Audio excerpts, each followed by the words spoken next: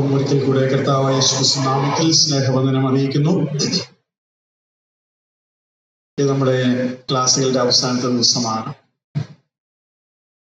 എന്നെ ഇവിടെ ക്ഷണിക്കുവാൻ തക്കവണ്ണം കർത്താവ് പ്രേരണ നൽകിയ സഭയ്ക്കും സഹോദരന്മാർക്കും YMF-ന്റെ ഭാരവാഹികൾക്കുമൊക്കെ എൻ്റെ എളിയ നന്ദി ഈ സമയത്ത് അറിയിക്കുവാൻ ഞാൻ ആഗ്രഹിക്കുന്നു.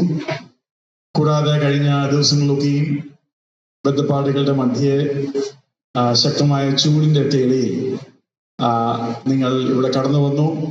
വളരെ ശ്രദ്ധയോടുകൂടെ വചനം ശ്രമിച്ചു. അതിനായിട്ടും ഞാൻ ദൈവത്തിന് സ്തോത്രം ചെയ്യുന്നു. നിങ്ങളോടുള്ള സഹോദരന്മാരോടും സഹോദരിമാരോടും ഉള്ള സ്പെഷ്യൽ താങ്ക്സ് ഈ സമയത്ത് ഞാൻ അറിയിക്കുകയാണ്. കൂടാതെ ഇനിയും പ്രത്യേകിച്ച് സഹോദരനെ ഓർത്ത് നിങ്ങൾ പ്രാർത്ഥിച്ചു. അതിനോട് ബന്ധത്തിലും ഞാൻ വളരെ നന്ദിയുള്ളവനാണ്. കഴിഞ്ഞ ദിവസം നാം ശ്രദ്ധിച്ച കാര്യങ്ങൾക്ക് മുമ്പ് ഒരു ചെറിയ ഡൗട്ടല്ല, ഒരു അഭിപ്രായ പ്രകടനം എന്ന് വേണമെങ്കിൽ പറയാം. ഞാനൊന്ന് വായിച്ചു കേൾപ്പിക്കാം. അവിശ്വാസികളുടെ ഇണയില പീഡന കൂടരുത്. ഈ ദുഷ്കാലത്തിൽ വിവാഹത്തിന്റെ വിശേഷതകൾ. അവിശ്വാസിയെ വിവാഹം കഴിക്കുന്ന മക്കളോട് മാതാപിതാക്കളുടെ തീരുമാനമെന്ത്, സഭകളുടെ തീരുമാനമെന്ത്? ഇത് പറയണമെങ്കിൽ ഒത്തിരി സമയമെടുക്കും. എന്നാൽ ഞാനൊരു കാര്യം ചേർത്ത് ഇങ്ങനെ പറഞ്ഞോട്ടെ. മാതാപിതാക്കളുടെ തീരുമാനം ചെറുപ്രായം മുതൽ കുഞ്ഞുങ്ങൾ വ്യക്തമായി അറിയണം.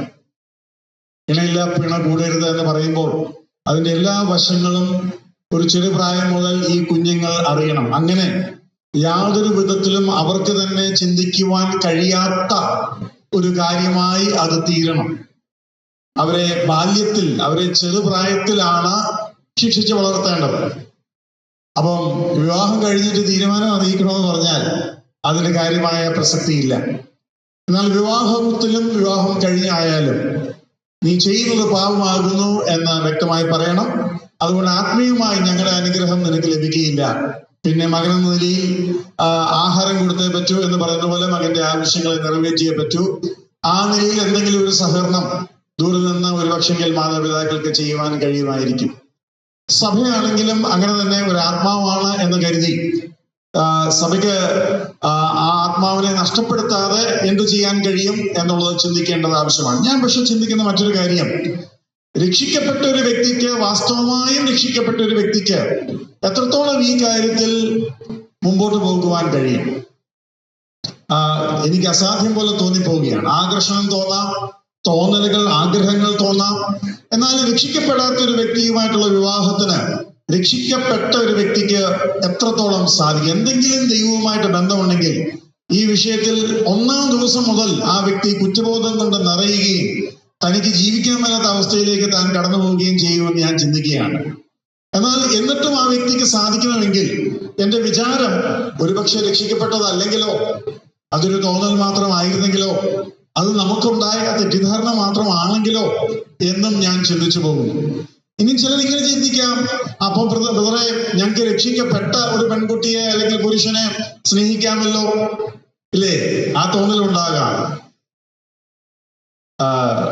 ജീവിച്ചിരിക്കുമ്പോൾ തന്നെ കാമുകി ചത്തവളാണെന്ന് ദൈവവചനം പറയുന്നു. ആ വാക്യം നിങ്ങളൊന്ന് തപ്പി കണ്ടുപിടിച്ചാൽ നല്ലതാ, തിമോത്തിയിലുണ്ട്. ഞാൻ പറയാൻ ആഗ്രഹിക്കുന്ന കാര്യം, നിങ്ങൾ പ്രാക്ടിക്കലി ഒന്ന് ചിന്തിച്ചേ.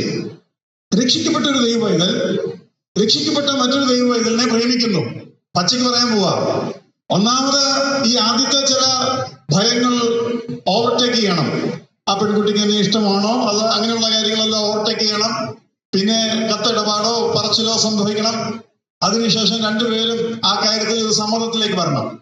പിന്നീടുള്ള ദിവസങ്ങൾ മുഴുവനും പാത്തും പതുങ്ങിയാ ജീവിക്കേണ്ടിയായി, അല്ലേ? എങ്ങനെ ഇവർ പരസ്യമായി നടക്കാൻ പറ്റുമോ? ആദ്യത്തെ ദിവസങ്ങളൊക്കെ പ്രത്യേകിച്ചും, ഇല്ലേ? എന്ന് വെച്ച് കഴിഞ്ഞാൽ 1-2 വർഷം നിങ്ങൾ പ്രേമിച്ചാൽ ആ 2 വർഷവും നിങ്ങൾ ഒരുതരം കള്ളന്മാരെ പോലെ ജീവിക്കേണ്ടി വരും. എപ്പം ഫോൺ വന്നാലും പേടി, ഇത് ആരുടെ ഫോണാണെന്ന്, അപ്പനോ അമ്മയോ വല്ലതും എടുത്താലോ എന്നുള്ള പേടി. ഇനി എടുത്തു പോയാൽ ആരാ എന്താന്ന് ചോദിച്ചാൽ കള്ളല്ല പറയുള്ളൂ.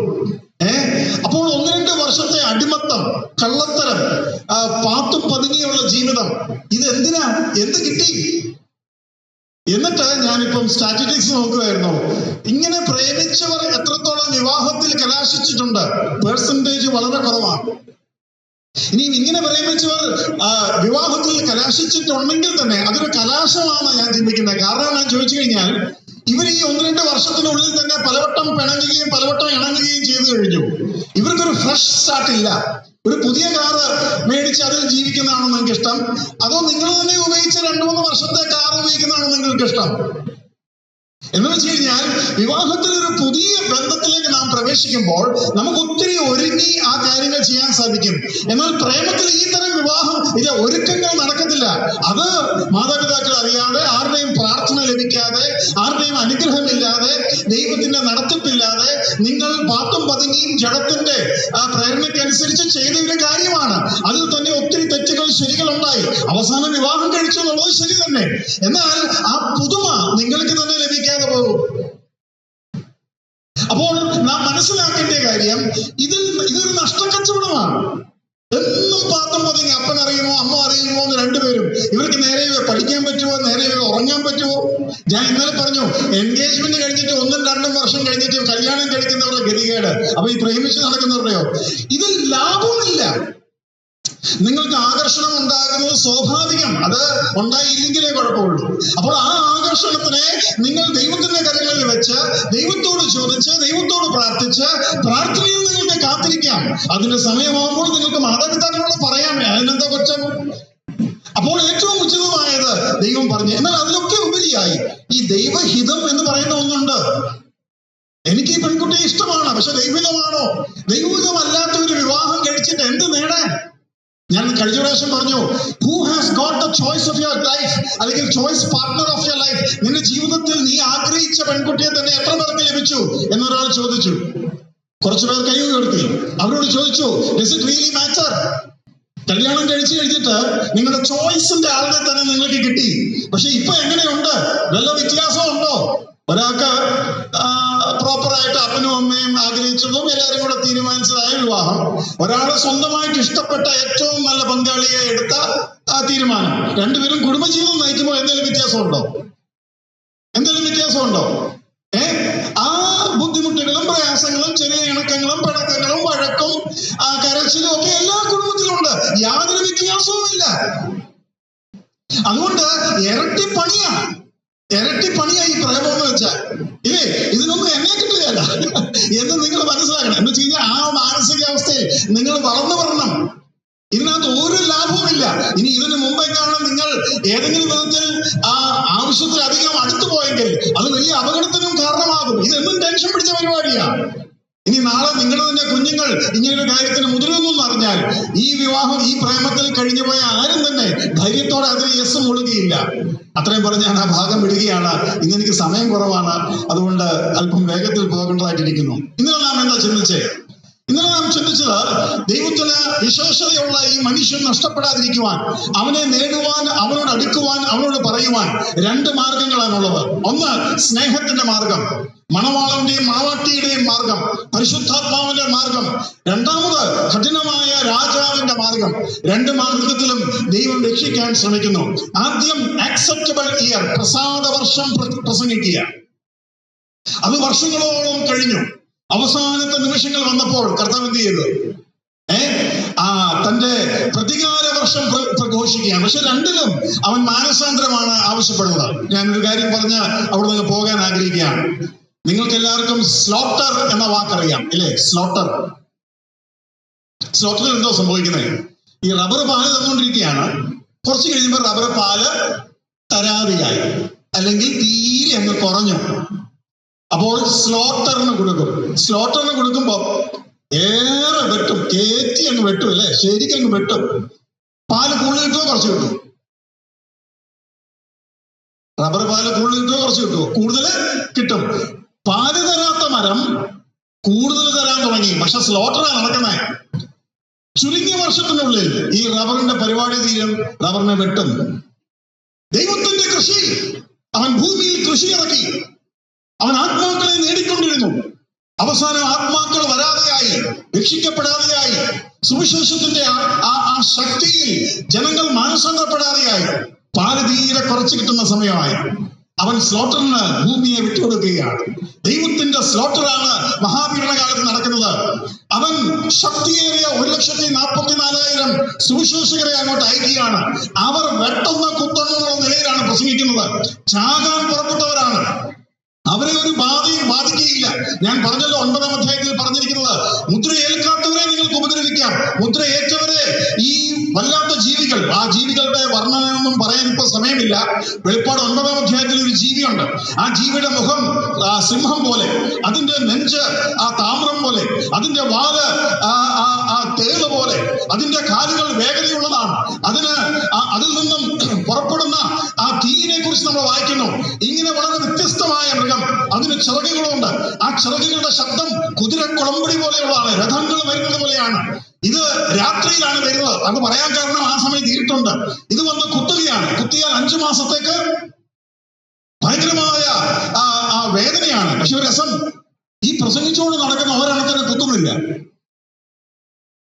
ഇപ്പൊ ഒന്ന് ഓർത്ത് നോക്കിക്കേ, ഒറ്റ ബ്രദറുകാർക്ക് കോവിഡ് ഇല്ല. ഭയങ്കര സാക്ഷ്യമായല്ലേ? അല്ല, അങ്ങനെ ആയിരുന്നെങ്കിൽ ഭയങ്കര സാക്ഷ്യമായല്ലേ? കോവിഡ് ഒരു ചെറിയ സാധനം, ഇത് വലുത് വരുന്നതേ ഉള്ളൂ. 5 മാസം ഒരെണ്ണത്ര വീഴുക. അവിടെ ഭൂമിയിൽ എല്ലാവരുമുള്ള മനുഷ്യരെ ഇത് കുത്തും. എന്നാൽ ഈ രക്ഷിക്കപ്പെട്ട സുവിശേഷം പറയും. അപ്പോൾ സ്ലോട്ടറുകൾ നടത്തിയ, അത് കഴിഞ്ഞിട്ടാണ് 2 സാക്ഷികൾ വരുന്നത്. അവരെ എതിർക്കാൻ ആരെങ്കിലും വന്നാൽ, ചുമ്മാ കയറി അവരാരെയും ഉപദ്രവിക്കുകയല്ല.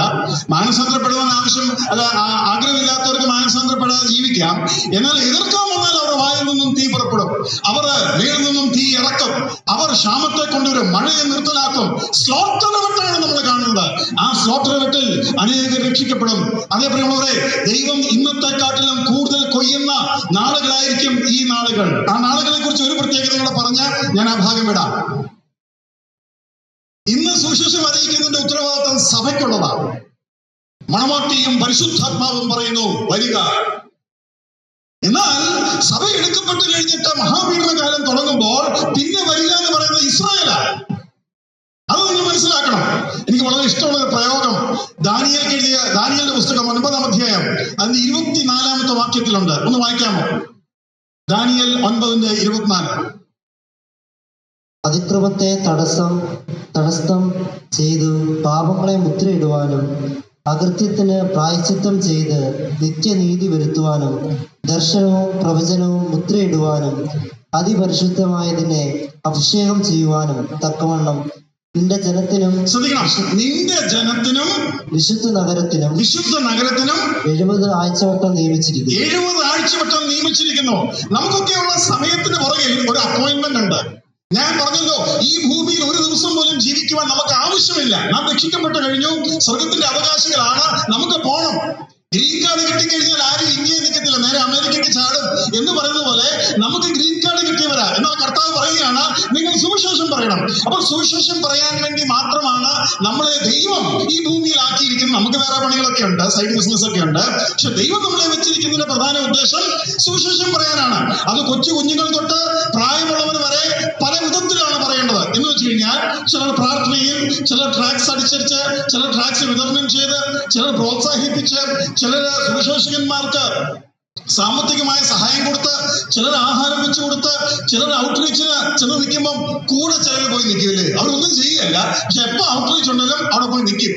യെസ്, അതും ഒരു വലിയ കാര്യമാണ്. അപ്പോൾ സുവിശേഷത്തിന് പലവിധമായ നിലയിൽ കോൺടാക്ട്സുകൾ ഉണ്ടാക്കി സുവിശേഷം പറയുന്നില്ല, പക്ഷെ കോൺടാക്ട്സുകളെ ഒപ്പിച്ച് മൂപ്പന്മാർക്ക് അല്ലെങ്കിൽ സുവിശേഷം കൊടുത്തു. ഇങ്ങനെ സുവിശേഷ വേലയോടുള്ള ബന്ധത്തിൽ അനേക ശുശ്രൂഷകളുണ്ട്.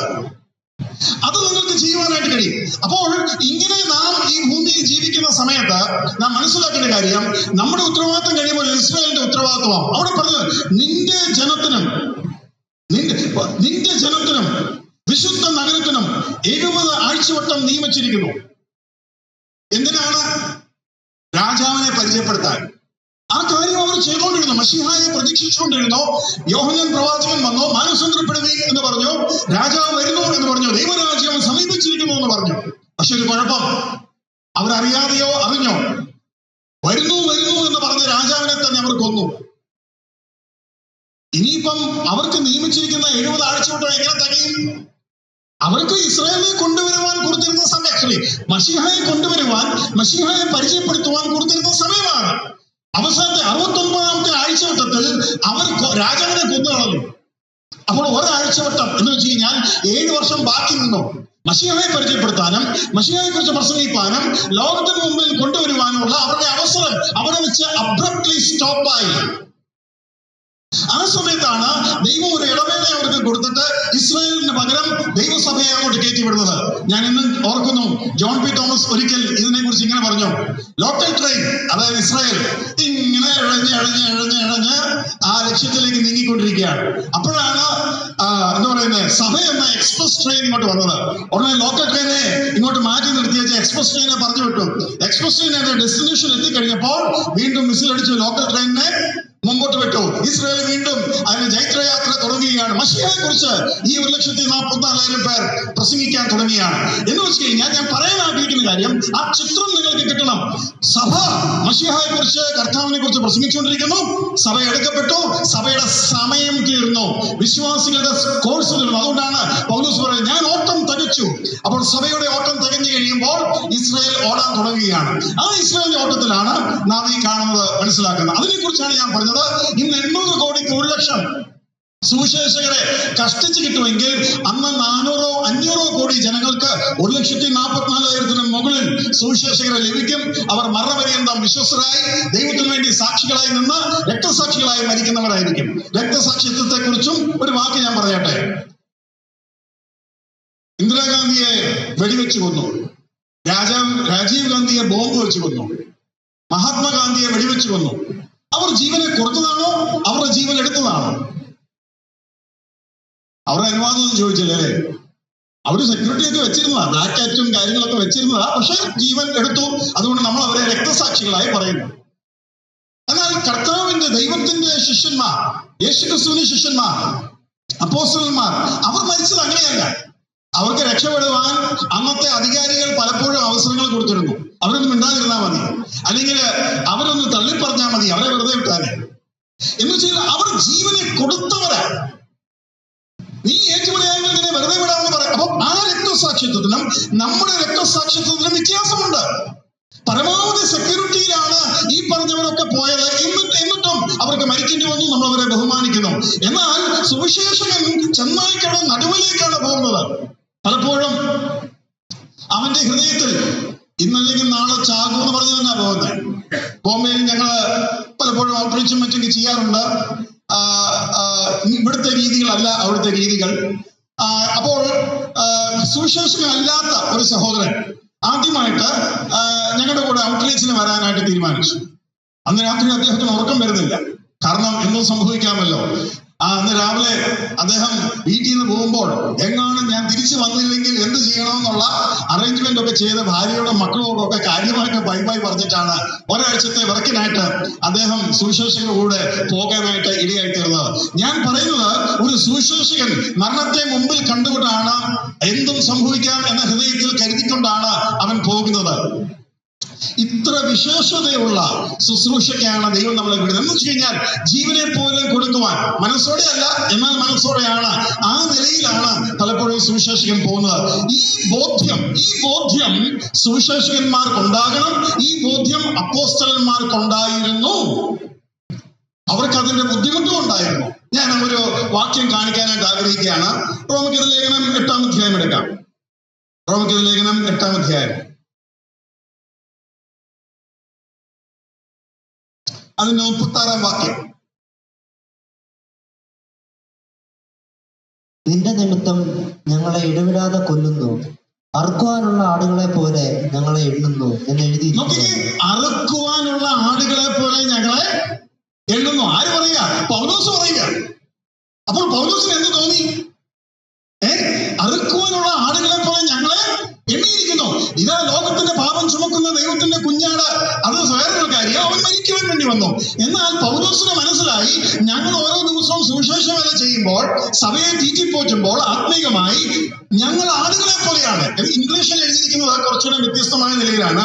ഇംഗ്ലീഷിൽ എഴുതിയിരിക്കുന്നത്, for your sake we are killed all day long. മുഴുവൻ ദിവസവും ഞങ്ങൾ ചത്തുകൊണ്ടിരിക്കുക. എന്ന് വെച്ച് കഴിഞ്ഞാൽ ഏത് നിമിഷവും ഞങ്ങൾക്ക് എന്നും സംഭവിക്കാം. എന്നിട്ട് പിന്നെ പറയാണ്, we are accounted as sheep for the slaughter. അറുക്കുവാനുള്ള ആടുകളെ പോലെ ഞങ്ങളെ എണ്ണിയിരിക്കുന്നു. എന്തിനാ പ്രിയമുള്ളവരെ? ഞാനൊരു വേറൊരു സത്യം കൂടി ഇതിനോട് ചേർത്ത് പറയാനായിട്ട് ആഗ്രഹിക്കുകയാണ്. കർത്താവ് വലിയ ചെലവ് ചെയ്താണ് സഭയെ തനിക്കായി സമ്പാദിച്ചത്. ഒരു പാപിയെ രക്ഷിക്കുവാൻ വേണ്ടിയ മുഴുവൻ ചെലവും ദൈവം ചെയ്തു കഴിഞ്ഞു. അത് രക്ഷിക്കപ്പെടാത്ത സകല പാപികൾക്കും വേണ്ടിയും ചെലവ് ചെയ്തു കഴിഞ്ഞു. ഡബിൾ അല്ലെങ്കിൽ അനേകം മടങ്ങ് ചെലവാണ് ചെയ്തിരിക്കുന്നത്. അതൊന്നും പോരാ എന്ന വണ്ണം കർത്താവ് വീണ്ടും ചെലവ് ചെയ്യുക.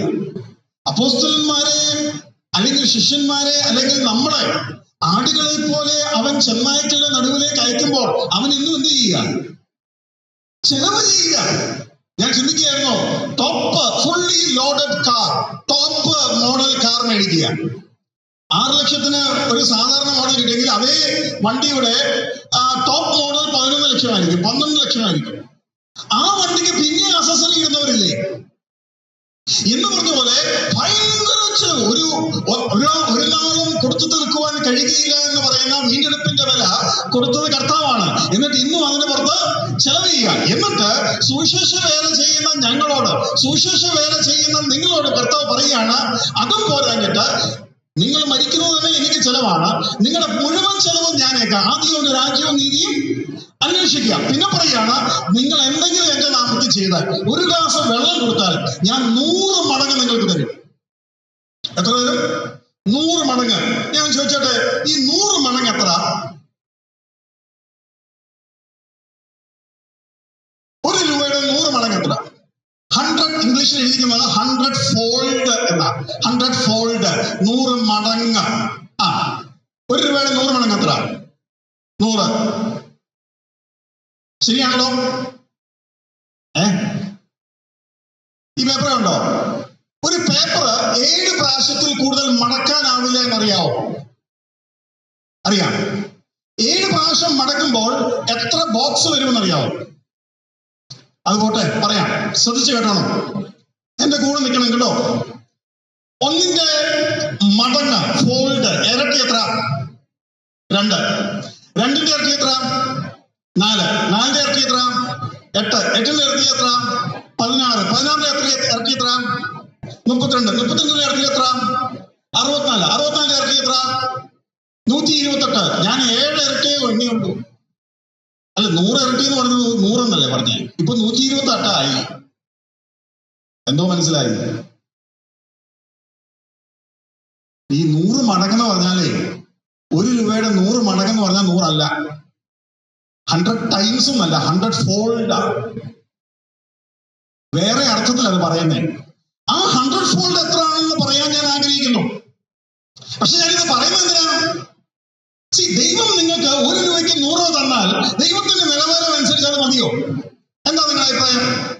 ഞാൻ പറഞ്ഞല്ലോ, നമ്മളൊന്നും ഈ 400 മാങ്ങ ആസ്വദിച്ചിട്ടില്ല. കർത്താവിന്റെ രീതി എങ്ങനെയാണ്? എത്ര തരം നായ്ക്കുട്ടികൾ, എത്ര തരം പക്ഷികൾ, എത്ര തരം പ്രാവുകൾ, എത്ര തരം കോഴികൾ, എത്ര തരം പൂക്കൾ, എത്ര തരം പഴങ്ങൾ, എത്ര നക്ഷത്രം ഇന്നും മനുഷ്യൻ എണ്ണി തീർത്തിട്ടില്ല. ദൈവം തരുമ്പം 1 രൂപ നിങ്ങൾ ചെലവ് ചെയ്താൽ ഞാൻ 100 തന്നേക്കാം, അതിൽ കൂടുതലൊന്നും പറ്റത്തില്ല. പിന്നെ നിങ്ങൾ ഇന്ത്യൻ റുപ്പീസിലാണ് എനിക്ക് ചെലവാക്കുന്നതെങ്കിൽ ഞാൻ ഇന്ത്യൻ റുപ്പീസിലായിരിക്കും തിരിച്ചും തരിക, ഡോളറിലൊന്നും തരത്തില്ല. അങ്ങനെയാണോ? ദൈവത്തെ കുറിച്ച് നമ്മൾ എന്തോ മനസ്സിലാക്കിയിരിക്കുന്നത്. അപ്പോൾ ആ 100 മടങ്ങ് എത്രയാണെന്ന് പറയാൻ ഞാൻ ആഗ്രഹിക്കുകയാണ്. ശ്രദ്ധിച്ച് കേട്ടോ. 1201 എഴുതാൻ താല്പര്യമുള്ളവർക്ക് ഇപ്പൊ എഴുതാം, പിന്നെ എഴുതാൻ പറ്റുകയില്ല. 1201 064 595 207 167 685 882 431 343 616. എഴുതിയോ? ഇത് റെക്കോർഡഡ് ആയിട്ടുണ്ട്, നിങ്ങൾ പിന്നെ നോക്കിയാൽ. ഞാൻ വിചാരിച്ച എഴുതായിരുന്നു. ഇത്രയാണ് 100 മടങ്ങ് എന്ന് പറഞ്ഞാൽ. ഞാൻ പറഞ്ഞല്ലോ, 7 മടങ്ങ് നിങ്ങളുടെ മുന്നിൽ വെച്ച് ഞാൻ കൂട്ടി 128 ആയി കഴിഞ്ഞു. 7 മടങ്ങ് ഞാൻ നിങ്ങളുടെ മുന്നിൽ വെച്ച് കൂട്ടി 128 ആയി കഴിഞ്ഞു. ഇനി അത് വായിച്ചു കേൾപ്പിക്കാം. നിങ്ങൾക്ക് എഴുതാൻ പറ്റത്തില്ല, റെക്കോർഡിൽ നിന്ന് കേൾക്കാനേ പറ്റുള്ളൂ. ഞാൻ നല്ലപോലെ പറഞ്ഞോളാം, ശരിക്കും ശ്രദ്ധിച്ചോളാം. ഞാൻ വായിച്ചു കേൾപ്പിക്കാൻ പോകുക. നിങ്ങൾ കേൾക്കാത്ത നമ്പേഴ്സാ. വായിച്ചു കേൾപ്പിക്കാൻ ഉദ്ദേശിക്കുന്നത് ഞാൻ എങ്ങനെയാണ്? 1 നോൺ മില്യൺ കേട്ടിട്ടുണ്ടോ? മില്യൺ, ട്രില്യൺ ഒക്കെ കേട്ടിട്ടുണ്ടോ? നോൺ മില്യൺ കേട്ടിട്ടുണ്ടോ? 1 non million, 201 ഒക്ടില്യൺ, 64 സെപ്റ്റില്യൺ, 595 സെക്സ്റ്റില്യൺ, 207 ക്വിൻറ്റില്യൺ, 167 ക്വാഡ്രില്യൺ, 685 trillion, 882 billion, 431 million, 343,616. ദൈവം ചെലവ് ചെയ്യാൻ തയ്യാറാ. ഞാനൊന്നേ പറയാൻ ആഗ്രഹിക്കുന്നുള്ളൂ, നിങ്ങൾ അനേകം കുരുതികളെക്കാൾ വിശേഷതയാണ്. എത്ര ചെലവ് ചെയ്യണം? രക്ഷിക്കപ്പെട്ടവർക്ക് വേണ്ടി ദൈവം എന്താ പറയുന്നത്? രക്ഷിക്കപ്പെട്ടവർ ചെയ്യുന്ന ശുശ്രൂഷയ്ക്കുള്ള റിവാർഡൊന്നുമല്ല, സ്വർഗത്തിലെ സകല അനുഗ്രഹങ്ങളും നിങ്ങൾക്ക് തന്നിരിക്കുകയാണ്. അതിന്റെ പുറത്ത് ഈ ചെലവ്. കർത്താവ് തയ്യാറാ. പലരും സുവിശേഷകർ ധൂർത്ത് ആയിട്ട് ജീവിക്കുന്നു എന്നൊക്കെ പറയും. ധൂർത്തായിട്ട് ജീവിക്കണമെന്നൊന്നും ഞാൻ പറയുകയല്ല. പക്ഷെ ധൂർത്തായിട്ട് ജീവിച്ചാലും നീ സുവിശേഷം പറയാമെങ്കിൽ ദൈവം തയ്യാറാകട്ടോ. അങ്ങനെ നീ ഒന്ന് വാ തുറന്ന് സുവിശേഷം പറഞ്ഞാൽ മതി. ഇത് ധൂർത്ത് മാത്രമാണ് പ്രശ്നം. അതുകൊണ്ട് ശിഷ്യന്മാര് ഒരാളോട് പറഞ്ഞു, നീ ഞങ്ങളുടെ കൂടെ പോരാൻ. അപ്പൊ അവൻ പറഞ്ഞു, ഞാൻ നിങ്ങളുടെ കൂടെ ഒന്നും വരുന്നില്ല. ഉടനെ ഇവർ യേശുക്രിസ്തുവിന്റെ അടുത്ത് വന്നിട്ട് പറഞ്ഞു, ഞങ്ങൾ ഒരുത്തൻ നിന്റെ നാമത്തിൽ സൗഖ്യമാക്കുന്നത് കണ്ടു. അവനോട് ഞങ്ങളുടെ കൂടെ വരാൻ പറഞ്ഞിട്ട് അവൻ വന്നില്ല, അതുകൊണ്ട് ഞങ്ങൾ അവനെ തടുത്തു. കർത്താവ് എന്നാ പറഞ്ഞേ? അവനെ തടുക്കണ്ട. എന്താ കാര്യം? അവൻ സുവിശേഷമല്ലേ പറയുന്നേ. ഇങ്ങനെ എന്റെ നാമത്തിൽ ഒരുവനെ സൗഖ്യമാക്കിയിട്ട് പെട്ടെന്നൊന്നും എനിക്കെതിരെ എനിക്ക് അനുകൂലമായിരിക്കും. അതുകൊണ്ട് അവൻ പറയട്ടെ, അവൻ ചെയ്യട്ടെ, നിന്റെ കൂട്ടത്തിൽ അല്ലെങ്കിലും. ഞാനിത് പറഞ്ഞത് ഒരു പ്രത്യേക കാര്യം പറയാൻ വേണ്ടിയാ. മറ്റ് സഭക്കാർ, മറ്റ് കൂട്ടങ്ങൾ ഏതെങ്കിലുമൊക്കെ വിധത്തിൽ സുവിശേഷം പറഞ്ഞാൽ നിങ്ങൾ അവരെയും പ്രോത്സാഹിപ്പിക്കണം. ഉപദേശമൊന്നും ശരിയല്ല, സുവിശേഷം പറയുന്നെങ്കിൽ പ്രോത്സാഹിപ്പിക്കണം. നമുക്ക് അറിയാം, പലർക്കും YMEF എന്ന് പറയുമ്പോൾ ഒരു സംഘടനയാണ് എന്നുള്ള കാര്യത്തിൽ കൊണ്ട് ബുദ്ധിമുട്ടുണ്ട്. പക്ഷെ ഞാൻ പറഞ്ഞല്ലോ, 800 കോടി ബ്രദറുകാരെ മാത്രം സുവിശേഷം പറഞ്ഞാൽ മതി എന്ന് പറഞ്ഞാൽ എവിടെ എത്തിയാനെ? ഇന്ന് പെന്തിക്കോസുകാരും മറ്റ് പല സഭക്കാരും ചേർന്ന് സുവിശേഷം പറഞ്ഞിട്ട് ഈ ഗതി. അപ്പം നമ്മൾ മനസ്സിലാക്കേണ്ടത്, ആരെയും തടയണ്ട. നമുക്ക് ബോധ്യമില്ലാത്തവരോട് ചിലപ്പോൾ സഹകരിക്കാൻ ബുദ്ധിമുട്ടുണ്ടാകും, അത് ഓക്കെ. പക്ഷെ നമ്മൾ മനസ്സിലാക്കണം, അവർ സുവിശേഷം നമ്മളെക്കാളും ശക്തമായി പറയുമെങ്കിൽ അവർ പറയട്ടെ, അവർക്ക് വേണ്ടി പ്രാർത്ഥിക്കുക. നിങ്ങൾ കഴിയുന്ന സപ്പോർട്ട് ചെയ്യുവാൻ കഴിയുമെങ്കിൽ ചെയ്യുക. ഞാൻ പറഞ്ഞു മനസ്സിലായല്ലോ? കർത്താവിന്റെ മനസ്സ് നമ്മൾ കാണണം. അവൻ പറയുകയാണ്, നമ്മുടെ കൂടെ വരുന്നില്ലെങ്കിലും നമ്മുടെ കൂട്ടത്തിൽ അല്ലെങ്കിലും അവനെ തടുക്കരുത് എന്ന കർത്താവ് പറയുന്നതിന്റെ അർത്ഥം ഒരാത്മാവിനെ നേടുമെന്നുള്ള കൊതിയുണ്ടാകും. അതാണ് നമ്മൾ മനസ്സിലാക്കേണ്ട കാര്യം. ഇനി ഇത് പറയട്ടെ, യേശുക്രിസ്തു ഈ ശിഷ്യന്മാരെ ആരെയും വെക്കാൻ പറ്റുമോ? യാക്കോബും യോഹന്നാനും പറഞ്ഞ ശമരിയരുടെ മേൽ തീ വരട്ടുന്ന പറ്റിയ പാർട്ടീസ് അല്ലേ? പത്രോസ് പറഞ്ഞത് 3 വട്ടം തള്ളി പറഞ്ഞോണ്ടാ പറ്റിയ പാർട്ടീസ് അല്ലേ? നീ മരിക്കരുത് പറഞ്ഞ പാർട്ടിയാ. തോമസ് പറഞ്ഞത് ഞാൻ വെറുതെ കയ്യിൽ വെക്കാതെ ഞാൻ വിശ്വസിക്കുകയില്ല. അപ്പൊ ഇങ്ങനത്തെ പാർട്ടീസിനെ കർത്താവ് ചൊല്ലുമ്പോൾ നടക്കുന്നത്. കർത്താവ് ഒരെണ്ണം നല്ലതില്ല. എന്നാൽ ഇതിനെ കൊണ്ട് തന്നെ ഈ ശുശ്രൂഷ ചെയ്യുവാൻ ദൈവം ഒരുങ്ങുമ്പോൾ നാം ദൈവത്തിന്റെ മാനസിക അവസ്ഥയിൽ വരേണ്ടത് വളരെ ആവശ്യമാണ്. ഞാൻ പറയാൻ ആഗ്രഹിച്ചിത്രയേ ഉള്ളൂ. അവൻ അതുപോലെ പ്രതിഫലം തരും. ഇനി ഞാൻ വേറൊരു കാര്യം കൂടെ പറയട്ടെ. ഒരു ഗ്ലാസ് തണുത്ത വെള്ളം കൊടുത്തവർക്ക് പ്രതിഫലമുണ്ടെന്നാണ് ദൈവം എഴുതിയിരിക്കുന്നത്. അപ്പൊ അതൊന്ന് ചൂടാക്കി അതിലൊരൽപ്പം തേയിലയിട്ട് ഒരൽപ്പം പഞ്ചസാരയും കൂടെ കലക്കി കൊടുത്താലോ? ഞാൻ ചോദിച്ചോട്ടെ, കർത്താവിന്റെ നാമത്തിൽ നിങ്ങൾ തെറിവിളി കേട്ടിട്ടുണ്ടോ?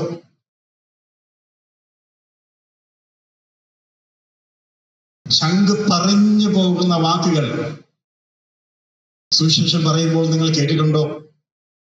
ഉറ്റ സുഹൃത്തുക്കൾ നിങ്ങളെ ഒറ്റിക്കൊടുത്തിട്ടുണ്ടോ? ഒറ്റപ്പെട്ടിട്ടുണ്ടോ? നിങ്ങൾ ഭീഷണികൾ ഫോൺ വഴി കേട്ടിട്ടുണ്ടോ? ഭയത്തോടുകൂടെ ദിവസങ്ങൾ കഴിച്ചുകൂട്ടിയിട്ടുണ്ടോ? നിങ്ങളുടെ പ്രതിഫലം വിലയേറിയതെന്ന് കർത്താവ് പറയും. സ്തോത്രം. സഹോദര സഹോദരി, ചെറുതായാലും വലുതായാലും നിനക്കൊരു ആത്മാവിനെ നേടുവാൻ സാധിച്ചില്ലെങ്കിലും ആത്മാവിനെ നേടുന്നവർക്കുള്ള സമ്മാനമല്ല ബൈബിളിൽ പറഞ്ഞിരിക്കുന്നത്. അവനവന്റെ വേലയുടെ കാശ് കിട്ടുന്ന നേടുന്നതിനനുസരിച്ചല്ല. പിന്നെന്തുവാ? നീ വേല ചെയ്തോ, അതിപ്പം അവൻ മാനസാന്തരപ്പെട്ടെങ്കിൽ നിനക്ക് കുറ്റമൊന്നുമില്ല. നീ വേല ചെയ്തെങ്കിൽ നിനക്ക് അതിന് കാശ് കിട്ടും. ഇത്രയും പറഞ്ഞുകൊണ്ട് ആ ഭാഗത്തൊന്നും ഞാൻ വേഗം പ്രധാനപ്പെട്ട വേറൊരു കാര്യം പറയാനായിട്ട് ആഗ്രഹിക്കുകയാണ്. ഞാൻ പറഞ്ഞല്ലോ, പൗലോസിന് ഈ പ്രശ്നം ഉണ്ടായിരുന്നു. പൗലോസ് പറയാണ്, ഞങ്ങൾ അപ്പോസ്തലന്മാരിൽ ഏറ്റവും ചെറിയവരെ പോലെ, ഞങ്ങൾ അറുക്കുവാൻ കൊണ്ടുപോകുന്ന കുഞ്ഞാടുകളെ പോലെ, ഓൾ ഡേ ലോങ്, ഒരു ദിവസം മുഴുവനും ഞങ്ങൾ ചാകുന്നവരെ പോലെ ജീവിക്കുകയാണ്. അതുകൊണ്ട് വിശ്വാസികൾ പ്രത്യേകിച്ച് സുവിശേഷന്മാരെ തണുപ്പിക്കണം, മൂപ്പന്മാരെ തണുപ്പിക്കണം, ശുശ്രൂഷകന്മാരെ ആശ്വസിപ്പിക്കണം. നിങ്ങളും കൂടെ അവർക്ക് ഭാരമായി തീരരുത്. അപ്പോസ്തലനായ പൗലോസ് പറഞ്ഞതുപോലെ, എനിക്ക് അനേക ഭാരമുണ്ട്, ഇനി എന്നെ ഭാരപ്പെടുത്തരുത്. എന്റെ പുറം മുഴുവൻ ചാട്ടവാറ കൊണ്ടുള്ള സ്ട്രൈപ്സ് ആണ്, ഇനി നിങ്ങളുടെ വാക്കുകൾ കൊണ്ടുള്ള അടിയും എനിക്ക് പറ്റില്ല. പ്രിയമുള്ളവരെ, നമ്മുടെ മനസ്സ് ദൈവികമായ നിലയിൽ ഉയരേണ്ടത് വളരെ ആവശ്യമാണ്. ഇനി ഈ പ്രശ്നം പഴയ നിയമത്തിലെ വിശ്വാസികൾക്കും ഉണ്ടായിരുന്നു. പഴയ നിയമത്തിലെ വിശ്വാസികളിൽ ഈ പ്രയാസം അനുഭവിച്ച അനേകരുണ്ട്. ഇന്നലെ ഞാൻ പറഞ്ഞല്ലോ, എസെക്കിയേലിനോട് പറഞ്ഞത്, നീ തേളുകളുടെ ഇടയിലേക്ക് പോകണമെന്ന്, ഇല്ലേ? യിരെമ്യാവ് പറഞ്ഞത്, നീ എന്നെ കൊണ്ട് വെറുതെ സമ്മതിപ്പിച്ചു, നീ പറഞ്ഞതുകൊണ്ട് ഞാൻ പ്രവചിക്കാൻ പോയെ, ഇപ്പൊ നമ്മൾ എല്ലാവരും കൂടെ എന്നെ എതിർക്കുന്നു. യിരെമ്യാവിന് ആ പ്രശ്നം ഉണ്ടായിരുന്നു. എന്നാൽ ആ പ്രശ്നങ്ങൾ ഉണ്ടായതിൽ രണ്ട് പ്രധാനപ്പെട്ട പാർട്ടീസിനെ കാണിക്കാൻ ഞാൻ ആഗ്രഹിക്കുകയാണ്. എന്നോടൊപ്പം യോനയുടെ പുസ്തകം എടുക്കാം. യോന 4-ാം അധ്യായം 10-11 വാക്യം. അതിന് യഹോവ, നീ അധ്വാനിക്കുകയോ വളർത്തുകയോ ചെയ്യാതെ ഒരു രാത്രിയിൽ ഉണ്ടായി വരികയും ഒരു രാത്രിയിൽ നശിച്ചു പോവുകയും ചെയ്തിരിക്കുന്ന പാവിളക്കിനെ കുറിച്ച് നിനക്ക് അയ്യോ ഭാവം തോന്നുന്നുവല്ലോ. എന്നാൽ വലം കൈയും ഇടം കൈയും തമ്മിൽ തിരിച്ചറിഞ്ഞുകൂടാത്ത 1,20,000 ചില്ലാനം മനുഷ്യരെ അനേകം മൃഗങ്ങളുമുള്ള മഹാനഗരമായ നിനവയോട് എനിക്ക് അയ്യോ ഭാവം തോന്നരുതോ എന്ന് ചോദിച്ചു. എന്തോ യോനയുടെ പ്രശ്നം? യോന പറഞ്ഞു, നിന്റെ അയ്യോഭാവോ എന്റെ പ്രശ്നം. എനിക്കറിയായിരുന്നു, നിനക്ക് മനുഷ്യനെന്ന് വെച്ച് കഴിഞ്ഞാൽ ആരുടെയും അഭിമാനം നിനക്കൊരു പ്രശ്നമല്ല. ഞാൻ 40 ദിവസത്തിനുള്ളിൽ നിലവെ നശിപ്പിക്കുമെന്ന് പറഞ്ഞപ്പം എന്റെ അഭിമാനമാണ് പോയി. പ്രിയമുള്ളവരെ, കർത്താവ് പറഞ്ഞ, എന്റെ നാമത്തിൽ നിങ്ങളെ അപമാനിക്കുമ്പോൾ നിങ്ങൾ അത് സഹിക്കണം. നമ്മുടെ എല്ലാം പ്രശ്നമല്ല, നമ്മുടെ എല്ലാം പ്രശ്നം നമ്മൾ തന്നെയാണ്. എന്റെ അഭിമാനം പോകാൻ പാടില്ല, എന്റെ ഇമേജ് പോകാൻ പാടില്ല. എന്റെ കുഞ്ഞുങ്ങൾ കുഞ്ഞായിരുന്നപ്പോൾ ഞാൻ അവരോട് ചോദിച്ചു, നിങ്ങൾ സുവിശേഷം പറയുന്നുണ്ടോ? ഉടനെ ഇളയമോൻ പറയാ, അപ്പൊ സുവിശേഷം പറഞ്ഞാൽ നമ്മുടെ ഇമേജ് പോകും. ഏതാ 6ാം ക്ലാസ്സിൽ പഠിക്കുന്ന പാർട്ടിയുടെ ഇമേജ്. എല്ലാവർക്കും ഇമേജാണ് പ്രശ്നം. എന്തുകൊണ്ട് നമ്മൾ സുവിശേഷം പറയുന്നില്ല? നമ്മുടെ ഇമേജാണ് നമ്മുടെ പ്രശ്നം, നമ്മുടെ തടിയാണ് നമ്മുടെ പ്രശ്നം, നമ്മുടെ പൈസ പോകുന്നതാണ് നമ്മുടെ പ്രശ്നം. പ്രിയമുള്ളവരെ, ഇതാണ് നമ്മൾ ഓൾ ഡേ ലോങ്, ഓരോ നിമിഷവും ഓരോ നിലയിൽ നാം മരിച്ചുകൊണ്ടിരിക്കുകയാണ്. അങ്ങനെയാണ് സുവിശേഷം അറിയിക്കേണ്ടത്. പ്രമോഷൻ കിട്ടിയെന്ന് വരികയില്ല. അപ്പൊ യോന പറയുകയാണ്, ഇതാണ് എന്റെ പ്രശ്നം, നിനക്ക് കർമ്മ തോന്നുന്നതാണ് എന്റെ പ്രശ്നം. യോന നീന്റെ വയറ്റിൽ കിടന്നപ്പോൾ കർണ ചോദിച്ചു, അതിന് കുഴപ്പമൊന്നുമില്ല, കർണ കിട്ടി, അത് രണ്ട് കൈ കൊണ്ട് മേടിച്ചു. പക്ഷെ വേറെ ആർക്കും കർണ ചെയ്യുന്നത് ഇഷ്ടമല്ല. അത് തന്നെയല്ലേ നമ്മുടെ പ്രശ്നം. നമുക്കോട് കർണ ചെയ്യുന്നത് നമുക്ക് പ്രശ്നമല്ല. നമ്മൾ ചെന്നായ്ക്കളായിരുന്നു, നമ്മുടെ അടുക്കൽ ആടുകളെ അയച്ചത് നമുക്ക് പ്രശ്നമല്ല. ഇന്ന് നമ്മളോട് ആടായിട്ട് പോകാൻ പറഞ്ഞപ്പോൾ നമുക്ക് പ്രശ്നമായി. മുടിയൻപുത്രൻ തിരിച്ചു വന്നപ്പോൾ പിതാവിന്റെ സ്നേഹം മൂത്തപുത്രന് പ്രശ്നമായി. ജാതികളെ രക്ഷിക്കുവാൻ ദൈവം തീരുമാനിച്ചപ്പോൾ മൂത്തപുത്രനായ ഇസ്രായേലിന് പ്രശ്നമായി.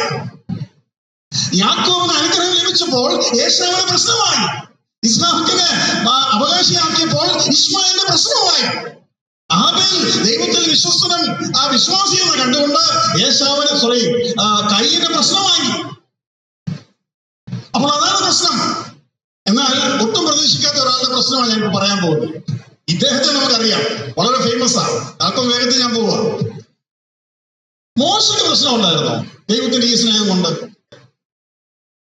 ദൈവസ്നേഹം, ഞാൻ പറയട്ടെ, ദൈവസ്നേഹം വിശ്വാസിക്ക് പോലും താങ്ങാൻ പറ്റാത്തതാണ്. ദൈവസ്നേഹം, നഷ്ടപ്പെട്ടു പോകുന്ന ആത്മാക്കൾക്ക് വേണ്ടിയുള്ള ദൈവസ്നേഹം വിശ്വാസിക്ക് പോലും താങ്ങാൻ പറ്റാത്ത.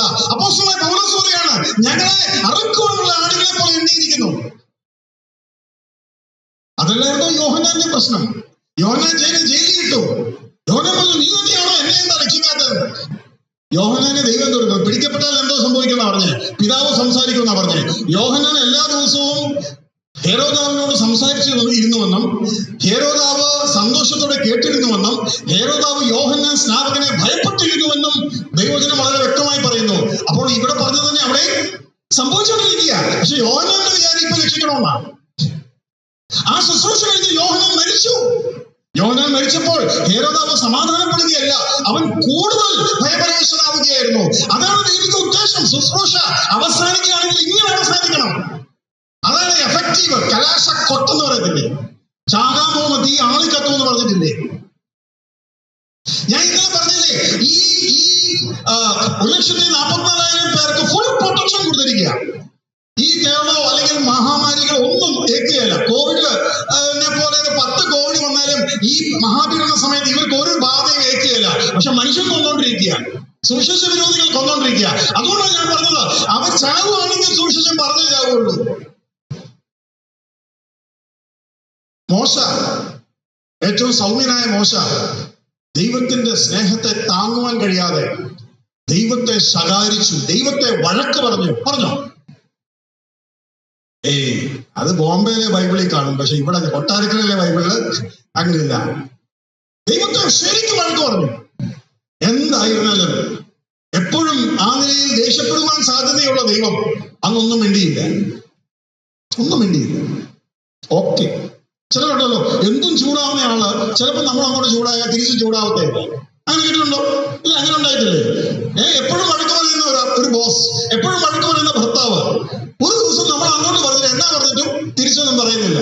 അതുപോലെയായിരുന്നു അന്ന് ദൈവം. വായിക്കാം, സംഖ്യ 11-ാം അധ്യായം.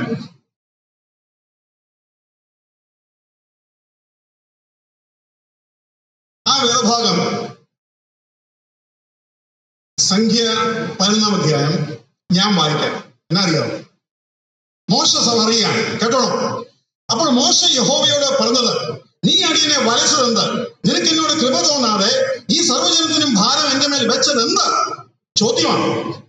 മുലകുടിക്കുന്ന കുഞ്ഞിനെ ഒരു ധാത്രി എടുക്കുന്നത് പോലെ ഞാൻ അവരെ നീ അവരുടെ പിതാക്കന്മാരോട് സത്യം ചെയ്ത ദേശത്തേക്ക് എന്റെ മാനത്തെടുത്തുകൊണ്ട് പോകണമെന്ന് എന്നോട് കൽപ്പിപ്പാൻ ഈ ജനത്തെയൊക്കെ ഞാൻ ഗർഭം ധരിച്ചുവോ?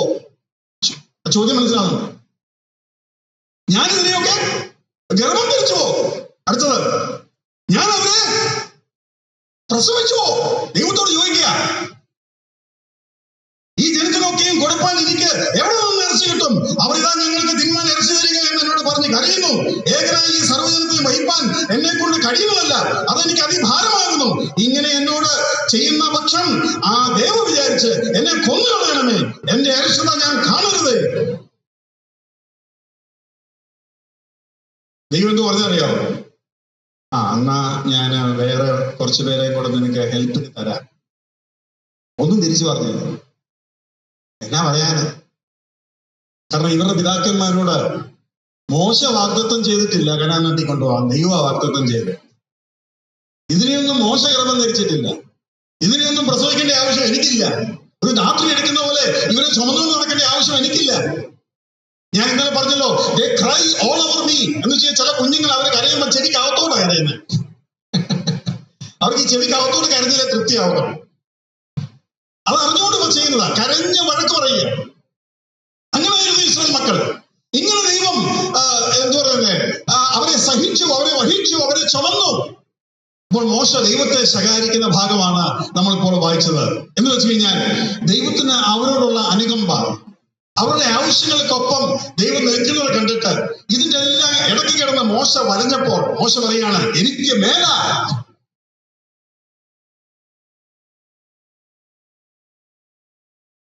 ദൈവം തന്റെ കുഞ്ഞുങ്ങളെ, നമുക്ക് 1-2 ഉള്ളൂ അല്ലേ, ഇടയ്ക്ക് ഇങ്ങനെ തോന്നിയിട്ടുണ്ടോ? ഇതൊക്കെ എവിടുന്ന് വന്നു? ഇതൊക്കെ എന്നാ സ്വഭാവമാണ്? ഇതൊക്കെ ആരുടെ സ്വഭാവം കേട്ടിട്ടുണ്ടോ? കർത്താവ് എന്തു അങ്ങനെ പറഞ്ഞറിയാവോ?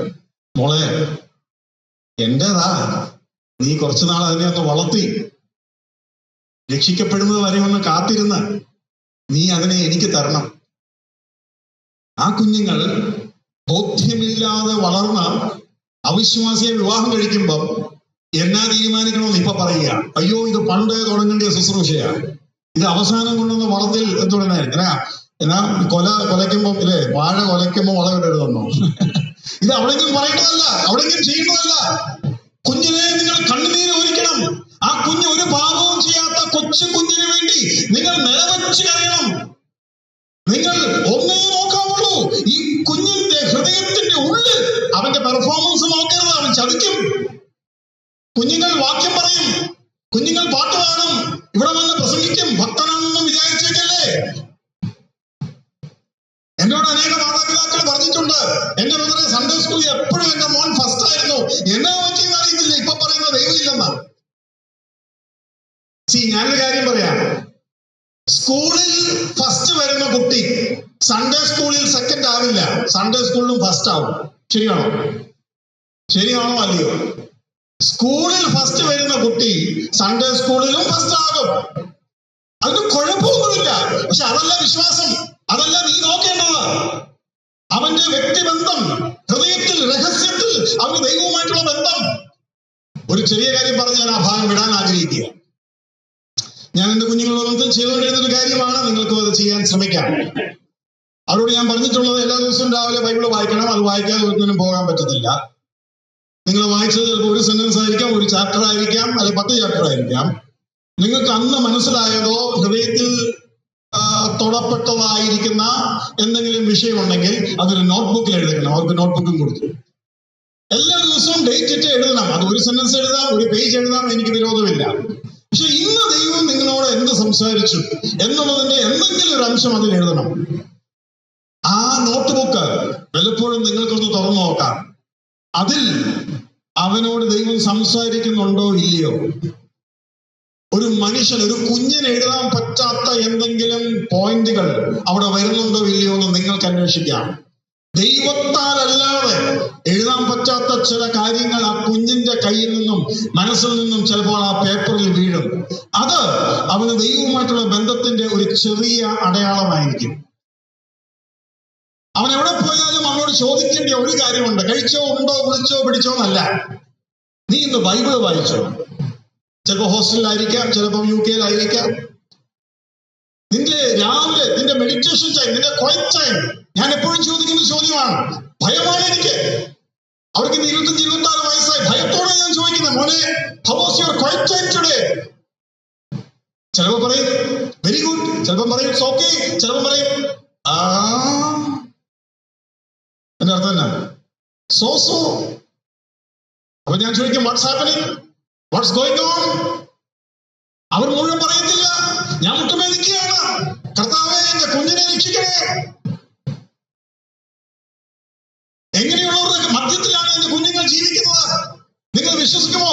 സഭയ്ക്കകത്ത് വിശ്വാസി കുഞ്ഞുങ്ങൾ ഡ്രഗ്സ് അടിക്കുന്നു. അതിന്റെ ഇടയ്ക്കാണ് നമ്മുടെ കുഞ്ഞുങ്ങൾ ജീവിക്കുന്നത്. എന്തെല്ലാം വൃത്തികേടുകൾ കാണുന്നു ഇവിടെ സഭയ്ക്കകത്ത് വന്നിട്ട്. പിശാച് നിയന്ത്രിക്കുന്ന നിയന്ത്രണം എത്ര ഭയങ്കരമാണ്! എന്തെല്ലാം ഫിലോസഫിയാ ഈ കുഞ്ഞുങ്ങൾ വന്ന് നമ്മളോട് പറയുന്നത്. മക്കളെ ചൊല്ലി കരവീൻ എന്ന ജെറുസലേമിലെ പുത്രിമാരോട് പറഞ്ഞപ്പോൾ അവരിൽ പലരും പ്രസവിച്ചിട്ട് പോലും ഉണ്ടാവില്ല. പ്രസവിക്കുന്നതിന് മുമ്പ് കുഞ്ഞിന് വേണ്ടി പ്രാർത്ഥിക്കാൻ പറ്റുമോ? അങ്ങനെ പ്രാർത്ഥിച്ചവർ ബൈബിളിലുണ്ടോ? ഉണ്ട്.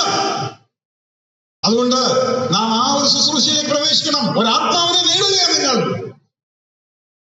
അതിന്റെ ഇടയ്ക്ക് കാശുണ്ടാക്കാൻ ഭാര്യയും ഭർത്താവും കൂടെ ജോലിക്ക് പോകുമ്പോൾ നിങ്ങൾക്ക് നഷ്ടപ്പെടുന്നത് ലോകത്തേക്കുള്ള വലിയ നിന്റെ കയ്യിൽ തന്ന ഉത്തരവാദിത്വമാണ്. അത് കഴിഞ്ഞിട്ട് ഇങ്ങനെ ചോദ്യക്കടലാസമായിട്ട് വന്നിട്ട് പ്രയോജനമില്ല. പരിഹരിക്കാൻ അവിടെ വെച്ച് പറ്റുകയില്ല. യോനയോട് ദൈവം പറഞ്ഞു, നിലവിലേക്ക് നീ പോകണം. തേളുകളുടെ മധ്യത്തിലേക്ക്. ഈ നിലവേക്കാരെന്ന് പറഞ്ഞത് അവർ പിടിച്ചാൽ, ശത്രുപക്ഷത്തെ പിടിച്ചാൽ തൊലി ഉരിക്കുന്ന അവർക്ക് രസമായിരുന്നു. നാക്ക് പൊടിലുകൊണ്ട് പിഴുതുന്ന അവർക്ക് രസമായിരുന്നു. ഒരുപക്ഷെ യോനയുടെ തന്നെ ബന്ധുമിത്രാദികളെ ഇങ്ങനെ നിലവേക്കാർ ചെയ്തു കാണും. അവരോട് സുവിശേഷം പറയാൻ എളുപ്പമല്ല, ഒരു യഹൂദനെ സമയത്തുള്ള ഒട്ടുമല്ല. എന്നാൽ ആ ചെന്നായ്ക്കൾ അവർ ദൈവത്തിന്റെ ഭാവി ആടുകളാണ്. നിലവേക്കാർ മാനസാന്തരപ്പെട്ടപ്പോൾ കുഞ്ഞുങ്ങൾ, മുലകുടിക്കുന്ന കുഞ്ഞുങ്ങൾ മൃഗങ്ങൾ സഹിതം ഉപവസിച്ചു. വിശ്വസിക്കാവോ? മുലകുടിക്കുന്ന കുഞ്ഞിന് ഒരു നേരം ആഹാരം കൊടുത്തില്ല, എന്നതായിരിക്കും. അവർ ഉപവസിച്ചു. കാരണം മരണം വരുമെന്ന് അവർക്ക് മനസ്സിലായി. പ്രിയമുള്ളവരെ, നമ്മുടെ ഉത്തരവാദിത്വത്തിൽ നമ്മുടെ മാനസികാവസ്ഥ എങ്ങനെയായിരിക്കണം? മോശ പറഞ്ഞു, ഞാൻ ഗർഭം ധരിച്ചിട്ടില്ല, ഞാൻ പ്രസവിച്ചിട്ടില്ല, ഞാൻ ഇവരെ ധാത്രി പോലെ എടുത്തോണ്ട് നടക്കുകയില്ല. അന്ന് കർത്താവ് ഒന്നും മിണ്ടാത്ത എന്തുകൊണ്ടാണെന്നറിയാമോ? നമ്മളെ മാറോട് അണക്കുന്ന മോശയെ പോലെ ഒരു പ്രവാചകൻ, അവനെ പരിചയപ്പെടുത്താം. അപ്പോൾ മനസ്സിലാവും എന്തുകൊണ്ട് യഹോവ ഒന്നും മിണ്ടാതിരുന്നതെന്ന്. എബ്രായർക്കെഴുതിയ ലേഖനം 2-ാം അധ്യായം, എബ്രായർക്കെഴുതിയ ലേഖനം 2-ാം അധ്യായം അതിന്റെ 13-ാം വാക്യം. 12ഉം 13ഉം വായിച്ചാൽ നന്നായിരിക്കും. ഞാൻ നിന്റെ നാമത്തെ എന്റെ സഹോദരന്മാരോട് കീർത്തിക്കും, സഭാമധ്യേ ഞാൻ നിന്നെ സ്തുതിക്കും എന്നും ഞാൻ അവനിൽ ആശ്രയിക്കും എന്നും ഇതാ ഞാനും ദൈവം എനിക്ക് തന്ന മക്കളും എന്ന് പറയുന്നു. ഞാനും ദൈവം എനിക്ക് തന്ന മക്കളും എന്ന് പറയുന്നു. ഈ മോശ മലയുടെ മുകളിലേക്ക് കയറുമ്പോ യെരുശലേമിലെ ഇസ്രായേൽ മക്കളെല്ലാം വലിയ പ്രതീക്ഷയോടാണ് താഴെ നിൽക്കുന്നത്. നമ്മുടെ മോശച്ചായൻ കയറിയിട്ടുണ്ട്. മോശച്ചായൻ കയറിയാൽ എന്തെങ്കിലും കൊണ്ടുവരും. നമ്മളിപ്പോൾ ഇറച്ചിക്ക് വേണ്ടി കരുതിയില്ലേ? മോശച്ചായൻ കയറിയിട്ടുണ്ട്. എന്ത് പ്രതീക്ഷയില്ല. ഇസ്രായേൽ മക്കൾക്ക് മോശനെ ഭയങ്കര കോൺഫിഡൻസാ. അതുകൊണ്ടാണ് ഒരിക്കൽ പറഞ്ഞത്, ദൈവമേ നീ സംസാരിക്കണം, മോശ സംസാരിച്ചാൽ മതി, മോശ ഞങ്ങളുടെ ലീഡറാ. ഈ ലീഡർ പറഞ്ഞു വെച്ച പണിയുണ്ടോ? നമ്മള് മുഴുവൻ ഇസ്രായേലിനെ തള്ളി പറഞ്ഞു. നല്ല ലീഡറാ, കുഴപ്പമൊന്നുമില്ല. പക്ഷെ ഇത് സംഭവിച്ചു. മനുഷ്യനെ ആശ്രയിക്കുന്നേക്കാൾ യഹോവയിൽ ആശ്രയിക്കുന്നത് നല്ലത്. ഈ അത്യുത്തമനായിരിക്കുന്ന മോശയെ ആശ്രയിക്കാൻ പറ്റത്തില്ലെങ്കിൽ നിങ്ങളൊക്കെ നല്ലവരാന്ന് പറയുന്ന ഏതെങ്കിലും അച്ചായന്മാരെ ആശ്രയിക്കാവോ? മണ്ടത്തരം ചെയ്യരുത്. കാശൊക്കെ ഉള്ളവരായിരിക്കും, നിങ്ങളെ സഹായിച്ചിട്ടുണ്ടാകാം. പക്ഷെ മോശക്കാരനൊന്നും നല്ലവരൊന്നും ആരുമില്ല. അവൻ ലോകത്തിലേക്ക് ഏറ്റവും സൗമ്യനായിരുന്നു. ആ മോശ പണിത പണിയാണ് നമ്മൾ കണ്ടത്. ആശ്രയിക്കാൻ പറ്റിയ ഒരുവൻ നമുക്കുണ്ട്, കർത്താവായ യേശു ക്രിസ്തു. അവൻ പറയാണ്, സഭാമധ്യേ ഞാൻ എഴുന്നേറ്റ് നിന്നെ സ്തുതിക്കും. എന്ന് വെച്ച് കഴിഞ്ഞാൽ സഭാമധ്യേ ആ സഭയുടെ ഉത്തരവാദിത്വം ഏൽപ്പിച്ച ദൈവത്തെ ഞാൻ സ്തുതിക്കും. ആ സഭ എനിക്ക് ഭാരമല്ല, തന്നെത്താൻ ഏൽപ്പിച്ചു കൊടുത്തു. കറ ചുണുക്കം ഇവയില്ലാതെ എന്റെ മുൻപാകെ നിർത്തേണ്ടതിന് ഞാൻ എന്നെ തന്നെ കൊടുത്ത് സ്നേഹിച്ച എന്റെ സഭ, കർത്താവേ ദൈവമേ യഹോവേ, നീയും ഞാനും നീ എനിക്ക് തന്ന മക്കളും. സ്തോത്രം. അതാണ് യേശു ക്രിസ്തുവിന്റെ സ്നേഹം. എന്ന് വെച്ച് കഴിഞ്ഞാൽ അവൻ ഒരിക്കലും അവൻ എന്നെ തള്ളി പറയുകയില്ല. യേശു ക്രിസ്തു ഗെത്സമനെ തോട്ടത്തിൽ പിടിക്കപ്പെടാൻ പോകുന്ന രാത്രിയിൽ അവന്റെ ഹൃദയം മരണവേദന കൊണ്ട് നിറഞ്ഞപ്പോൾ, അവന്റെ വിയർപ്പുകൾ രക്തത്തുള്ളി പോലെ വീണപ്പോൾ, അവൻ ശക്തിയില്ലാതെ 3 വട്ടം പ്രാർത്ഥിച്ചപ്പോൾ, അവന് തുടർന്ന് പ്രാർത്ഥിക്കുവാൻ കഴിയാതെ ദൂതന്മാർക്ക് വന്ന് ശക്തീകരിക്കപ്പെടേണ്ടി വന്നപ്പോൾ, ശിഷ്യന്മാർ 3 വട്ടം ഉറങ്ങിപ്പോയപ്പോൾ, അന്ധകാരത്തിന്റെ മണിക്കൂറുകളിൽ പിശാചും യൂദയും അശുദ്ധാത്മാക്കളും നിറഞ്ഞ ഗെത്സമനത്തോട്ടത്തിൽ അവരെല്ലാവരും വന്നപ്പോൾ യേശുക്രിസ്തുവിന് മല പോലെ പരിച പോലെ അവർക്ക് മുമ്പിൽ നിന്നിട്ട് പറയുകയാണ്, നിങ്ങൾ എന്നെയാകുന്നു അന്വേഷിക്കുന്നതെങ്കിൽ ഇവർ പോയിക്കൊള്ളട്ടെ. ആ മണിക്കൂറിൽ കർത്താവിന്റെ ചിന്തയല്ല, ഇവർ പോയിക്കൊള്ളട്ടെ. ഇവർ പോയിക്കൊള്ളട്ടെ എന്ന് പറഞ്ഞ് ഉടനെ തന്നെ യോഹന്നാൻ പറയുകയാണ്, ഇങ്ങനെ അവൻ പറഞ്ഞത് നിറവേറി. എന്ത് നിറവേറി? നീ എനിക്ക് തന്നവരിൽ ആരും നശിച്ചു പോയിട്ടില്ല. അവിടെയാണ് നമ്മൾ മനസ്സിലാക്കണത്. നീ എനിക്ക് തന്നവരിൽ ആരും നശിച്ചു പോയിട്ടില്ല എന്ന് പറയുന്ന ആ ഭാഗത്തിൽ ആത്മരക്ഷയാണോ ശരീരരക്ഷയാണോ എഴുതിയിരിക്കുന്നത്?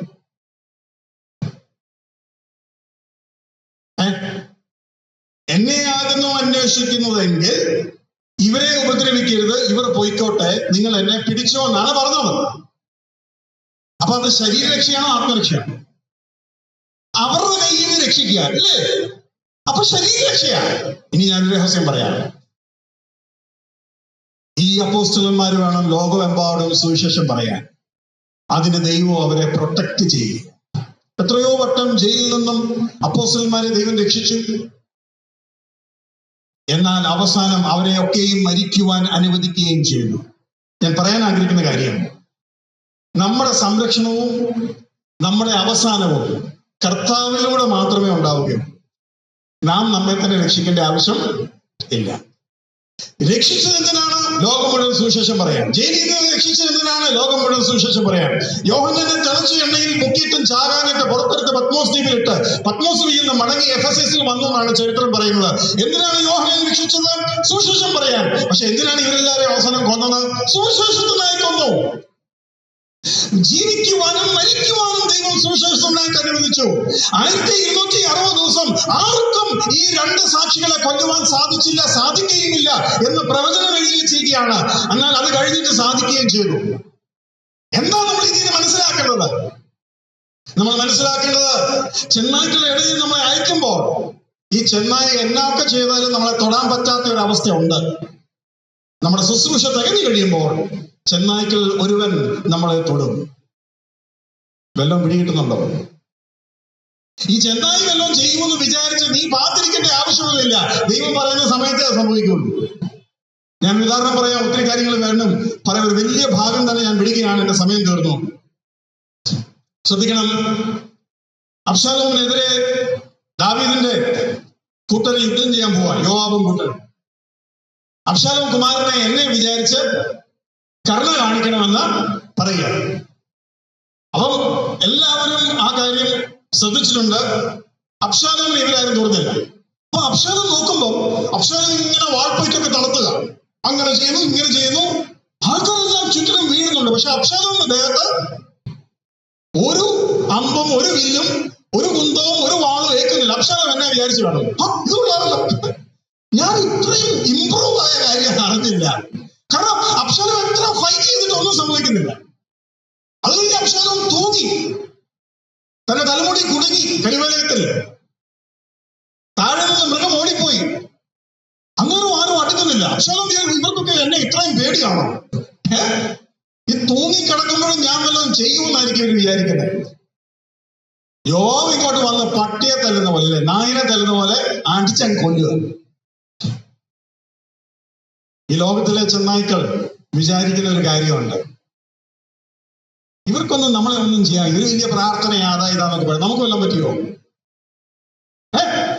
ഇവരുടെ ദൈവം സത്യദൈവമായിരുന്നെങ്കിൽ എപ്പോ നമുക്ക് എന്തെങ്കിലുമൊക്കെ സംഭവിച്ചാലേ കണ്ടോ, സുശേഷനെ അടിച്ചിട്ട് എനിക്കൊരു കുഴപ്പമില്ല. അബ്ശാലോം കുമാരനെ വിചാരിച്ച്, എന്നെ വിചാരിച്ച് കരുണ കാണിക്കണമേ എന്ന് പറഞ്ഞ കർത്താവല്ലേ ഈ ചെന്നായ്ക്കളുടെ അടുക്കൽ പോയപ്പോൾ നമ്മളോട് പറഞ്ഞത് എന്തുവാ പറഞ്ഞേ? എന്റെ ചെന്നായ്ക്കളെ ഉപദ്രവിക്കരുത്, പ്രാവിനെ പോലെ നിങ്ങൾ നിഷ്കളങ്കരായിരിക്കണം. ചെന്നായ്ക്കളുടെ വിചാരം എന്നാ? ഒരു സാധാരണ ആടിന് ചെയ്യാവുന്ന പോലെ ഇവന്മാര് ചെയ്യുന്നില്ല. ഇവരെ കൊണ്ട് ഒരു ഗുണവുമില്ല, ഇവരുടെ ദൈവത്തിനൊരു കഴിവുമില്ല. യേശുക്രിസ്തുവിനോട് പറഞ്ഞു, നീ നിന്നെ രക്ഷിക്കാം. ഞാൻ രണ്ട് ഭാഗവും പറയുക. നമ്മെ സംരക്ഷിക്കുന്ന ദൈവം, നമ്മെ ജയിലിൽ നിന്ന് വിടുവിക്കുന്ന ദൈവം, നമ്മളെ മരിക്കുവാൻ അനുവദിക്കുന്ന ദൈവം. ചെന്നായ്ക്കളോട് സുവിശേഷം പറയുവാൻ നമ്മളെ അയക്കുന്ന ദൈവം, ചെന്നായ്ക്കളെ സംരക്ഷിക്കുന്ന ദൈവം. അതുകൊണ്ടാണല്ലോ ഞാൻ പറഞ്ഞത്, വലിയ ഭൂകമ്പം ഉണ്ടായി, 7000 പേരെ മരിച്ചുള്ളൂ. നിങ്ങൾ കണ്ടോ? അപ്പോൾ ഈ തേള് പോലുള്ള ഈ ജീവി വന്നിട്ട് എല്ലാവരെയും കുത്തി. അവർ 5 മാസം ആ വേദന കൊണ്ട് പൊളഞ്ഞു. പക്ഷെ ഒരു കാര്യം എഴുതിയിട്ടുണ്ട്, മരണം അന്വേഷിച്ച് കണ്ടെത്തിയില്ലതാനും. ഒരെണ്ണത്തിനെ ചാകാൻ സമ്മതിക്കുന്നത് എന്താ കാര്യം? ഈ പൊളയുന്നതിന്റെ ഇടയ്ക്ക് നിനക്ക് രക്ഷിക്കപ്പെടാമെങ്കിൽ രക്ഷിക്കപ്പെടണം. ഈ കർത്താവിനെ നമ്മൾ ഇങ്ങനെ പരിചയപ്പെട്ടിട്ടുണ്ടോ? നമുക്കൊരു പരിചയവും ഇല്ല ഈ ദൈവത്തെ, അല്ലേ? രക്ഷിക്കുകയും അടിക്കുകയും രക്ഷിക്കുകയും ശത്രുപക്ഷത്തിനെയും മിത്രത്തെയും ഒക്കെ ചെയ്യുന്ന ആ ദൈവം എന്തുകൊണ്ടും പറയുന്ന ഒറ്റ കാര്യമേ ഉള്ളൂ. എന്താ പറയുന്നത്? നിങ്ങൾ അനേകം കുരുവികളെക്കാൾ വിശേഷതയുള്ളവരാ. കർത്താവ് നമ്മളെ സഹായിക്കട്ടെ. ഈ വാക്കുകൾ നിങ്ങളുടെ ഹൃദയത്തിൽ നിന്ന് ഒരിക്കലും മായാതെ ഇരിക്കട്ടെ. കർത്താവായ യേശുക്രിസ്തു നമ്മളോട് ആവശ്യപ്പെടുന്നത്, എന്നെ തെറ്റിദ്ധരിക്കരുത്, ഞാൻ നിങ്ങളെ ചെന്നായ്ക്കളുടെ അടുക്കിലേക്ക് അയക്കുമ്പോൾ എന്നെ തെറ്റിദ്ധരിക്കരുത്, നിങ്ങൾ വേറിയതാണ്. യോഹന്നാൻ ഞങ്ങൾ മറ്റൊരു മശീഹയെ കാത്തിരിക്കണമെന്ന് പറഞ്ഞപ്പോൾ കർത്താവിന്റെ ഹൃദയം എങ്ങനെ വേദനിച്ച് കാണില്ലേ? എന്നിട്ട് കർത്താവ് പറയാണ്, എന്നെ കൊണ്ട് ഇടറാതിരിക്കുന്നവൻ ഭാഗ്യവാൻ. ഇടറരുത്. നാളെ ഇടറുവാൻ മതിയായ സാഹചര്യങ്ങൾ ഉണ്ടാകാൻ പോവുകയാണ്. ആ കർത്താവിനെ നമുക്ക് സ്നേഹിക്കാം. നമുക്ക് ആർക്കും ബലമില്ല, എനിക്ക് ബലമില്ല. ഈ പ്രസംഗം കേട്ടോണ്ട് ജോർജ് മാത്യുവിന് വലിയ ധൈര്യമാണ്. അയ്യോ, അങ്ങനൊന്നും വിചാരിക്കരുത് കേട്ടോ, അങ്ങനൊന്നും വിചാരിക്കരുത്. എനിക്കൊട്ടും ധൈര്യമില്ല, പത്രോസിന് ധൈര്യമില്ല, ശിഷ്യന്മാർക്ക് ആർക്കും ധൈര്യമില്ല. അവരെല്ലാം ഓടിപ്പോയായിരുന്നു, ധൈര്യമില്ല. പക്ഷെങ്കിൽ ബലഹീനതയിൽ തികഞ്ഞു വരുന്ന ഒരു കൃപയുണ്ട്. ഞാനൊരു കാര്യം പറയാം, അവസാനത്തെ എന്റെ വാക്ക്. ശദ്രക് മേശക് അബേദ്നെഗോയെ തീയിട്ടു. തീ അതിനു മുമ്പ് 7 വട്ടം വർദ്ധിപ്പിച്ചു. 7 വട്ടം വർദ്ധിപ്പിച്ചപ്പോ രാജാവ് നോക്കി, ആ തീയുടെ ഉള്ളിൽ മനുഷ്യപുത്രനെ പോലെ ഒരുവനെ കണ്ടു. എന്ന് വെച്ചാൽ തീയുടെ ഉള്ളിൽ നാം ഇറങ്ങുമ്പോൾ, ജീവിതത്തിന്റെ തീയുടെ ഉള്ളിൽ നാം ഇറങ്ങുമ്പോൾ നാം മനുഷ്യപുത്രനെ കാണും, കർത്താവിനോട് അടുക്കും, കർത്താവിനെ രുചിക്കും. ഒരു മൂപ്പൻ എന്നോട് ഒരിക്കൽ ഇങ്ങനെ പറഞ്ഞു, ഞാൻ ഓർക്കുന്നു, it takes 7 times of fire to reveal the Son of God. എന്ന് വെച്ച് കഴിഞ്ഞാൽ ജീവിതത്തിന്റെ കഷ്ടതയുടെ, പ്രയാസത്തിന്റെ, ബുദ്ധിമുട്ടിന്റെ 7 മടങ്ങിലാണ് പുത്രനെ നമുക്ക് ആസ്വദിക്കുവാൻ തക്കവണ്ണം കാണുവാൻ സാധിക്കുന്നത്. കർത്താവ് നമ്മളെ സഹായിക്കട്ടെ. ദൈവനാമം മഹത്വപ്പെടുമാറാകട്ടെ. ദൈവം എല്ലാവരെയും അനുഗ്രഹിക്കട്ടെ. നന്ദി.